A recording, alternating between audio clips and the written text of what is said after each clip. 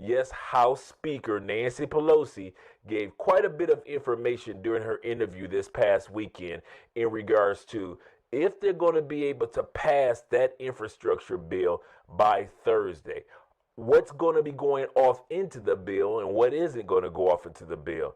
At the same time, will they go ahead and vote on both bills? Part of the infrastructure bill, meaning the rescue plan and the American family plan. Will they both finally get voted on? As I mentioned in the last video, the House of Representatives has been sitting on the rescue plan, that $1.5 trillion plan. They've been sitting on it for weeks because they already said if we don't receive the American family plan, we are not voting on the American Rescue Plan without having them both before us. How close are you to a deal on this larger package of elder care, daycare, child care, family leave, that stuff, whatever you want to call the bill, the social safety net bill we call it? And will President Biden have a deal in hand when he leaves for Europe this week? In terms of where we are, I've said already we've 90% of the bill agreed to and written. We just have some of the last decisions to be made. It is less than we had was projected to begin with, but it's still bigger than anything we have ever done in terms of addressing the needs of America's working families. And it is about all that you said in terms of care, the care piece, but it's also about the climate piece, which is a health issue, a jobs issue, a security issue, and a values issue for us. And we will have something that will help meet the president's goals. I feel very confident about that, even though it will be different than what we originally proposed. By the time he leaves for Europe, do you think you'll have a deal by Thursday or Friday? No, I think we're pretty much there now. You think you have a deal now? We're almost there. It's just the language of it, but it will not offend, shall we say, the concern that Senator Manchin had about the CEPP.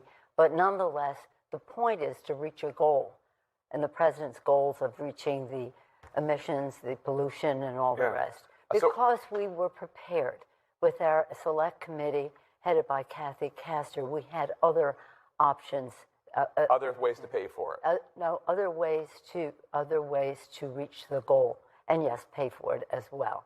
Now, Nancy Pelosi gave quite a bit of details in regards to the mindset of the president, as well as the mindset of what the senators are thinking right now, especially when it comes to making sure that they follow the plans or not rock the boat when it comes to Joe Manchin and Kyrsten Sinema. As we all know, these are the two individuals that have been holding everything up for over the past few weeks regarding the infrastructure bills being passed in the Senate. Now that she's mentioned, we're talking about the House Speaker, that it is not going to be the amount that it was before. So it is no longer the $3.5 trillion on the table.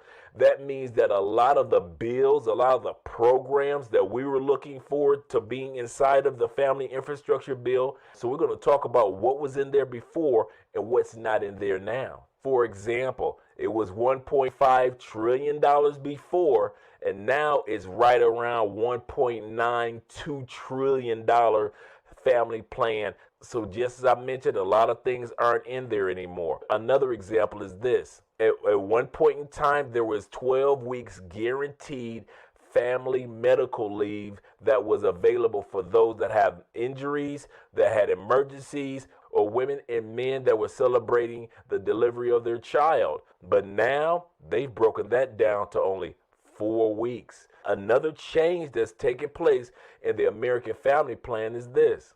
The child tax stimulus money, that child tax credit that goes out every month between $250 to $300 per child, depending on the age and the stage of the child. Well, that was going to be all the way up until 2025 at one point in time. Now, they've broken it down to where you only get an extra year to be able to receive extra monies to take care of your child. And the people that are part of the list are also grandparents. The 14 million of you who are receiving that $300 to $400 extra per child, well, that only is going to be good for another year. Because of Joe Manchin and Christian Cinema, it's going to all be in your hands once again. And this is what Nancy Pelosi, and this is just some of the things that Nancy Pelosi was trying to say in regards to the changes that have been taking place. So I want to get to that in a second, but just as a side issue, because there are a lot of people who are very eager for the bipartisan infrastructure bill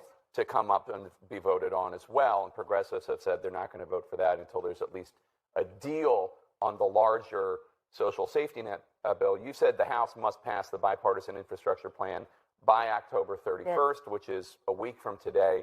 Moderates are frustrated. Two deadlines have been missed because of the progressives.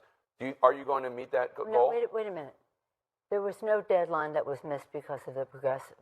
Okay. The deadline was missed because they changed from 3.5 to 1/2 that, and we've had to go in, and it's lamb eat lamb. Everything is good in the bill. What do you cut? Okay. So in terms of this date, this date is fraught with meaning because on October 31st is the day that the Highway Trust Fund authorization expires. Right. And if that expires, we have to get billions of dollars someplace to continue that.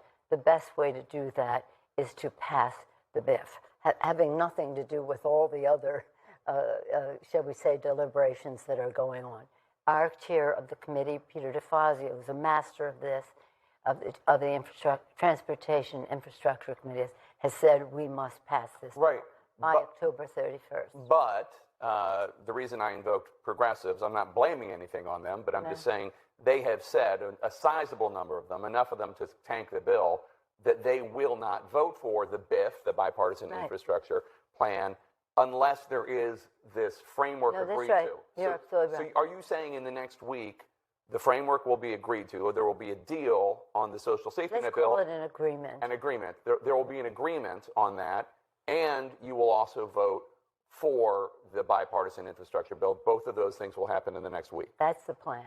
One question that she's been avoiding is, will this be passed by the time the president goes to his climate change summit in the next couple of days? Well, she didn't want to sit back and guarantee anything because she knows right now nothing is guaranteed when it comes to these infrastructure bills. She knows that, yes, it is historic and the amount of money that they're going to be getting is better than zero. But at the end of the day, she knows that there is nothing etched in stone yet. She did say that they are 90% completed.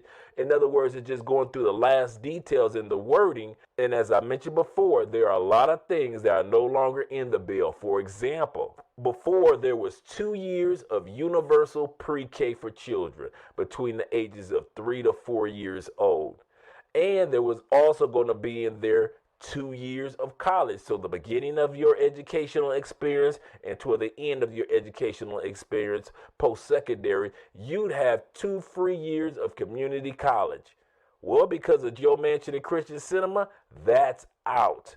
So all you're going to be getting is 2 years of free or universal pre-K between the ages of 3 and 4 years old, and no free universal college. But wait, they said that they're going to be doing you a favor by giving you an extra $500 on the Pell Grants. And the Pell Grants are the fundings that you receive from the government in regards to being able to help pay for college.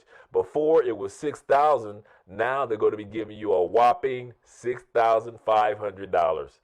That is the only changes that are going to be made for you when it comes to your post-secondary education. Another change that's taking place in the infrastructure bill that you should expect is this. Before, there was going to be Medicare expansion. They were finally going to put in hearing, dental, and vision into the infrastructure bill. So you'd be able to have coverage for these three areas.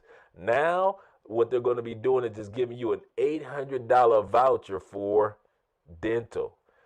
And many of us already know, depending on your situation with your teeth and the older that you get, it'll take a couple thousand to get your teeth the way that you'd like them to be taken care of. So that's another thing that has been changed as far as the infrastructure bill. That Medicare expansion is not the way that Senator Sanders, as well as others, are hoping or have been hoping.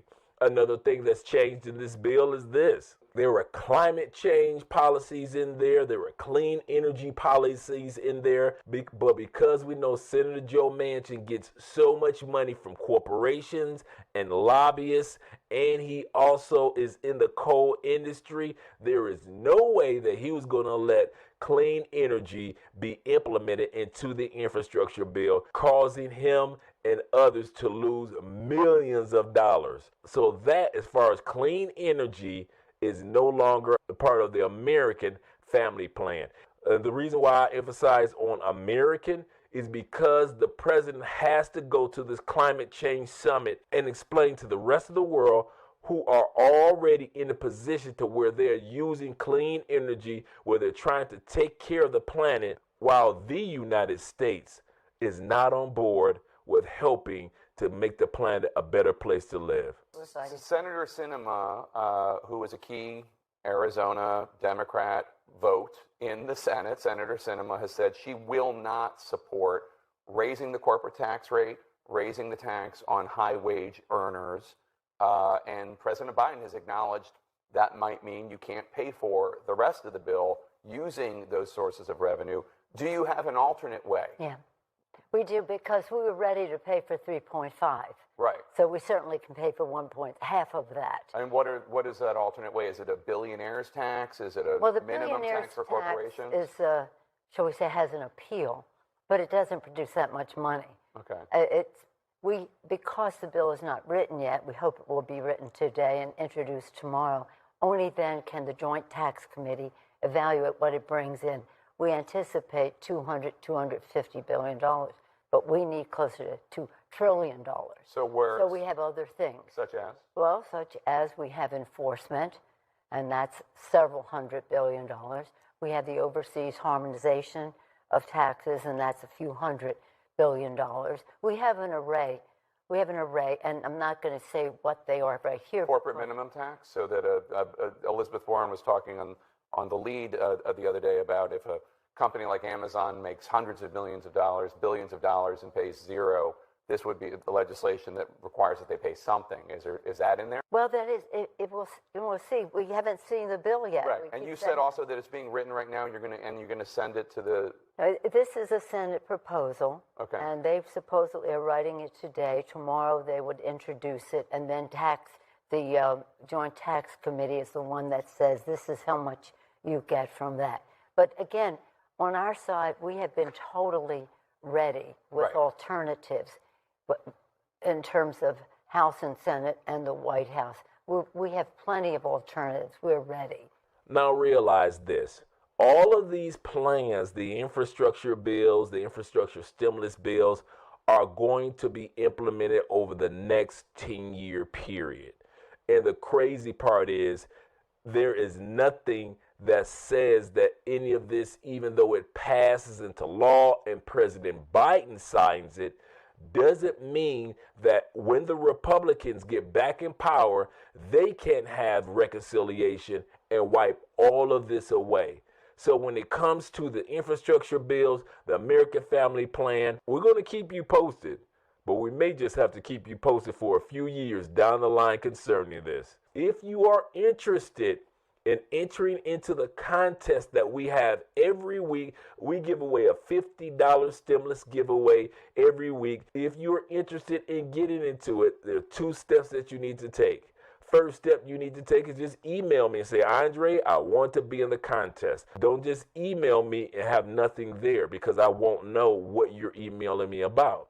Second thing you need to do, you need to make sure that you have a Cash App account.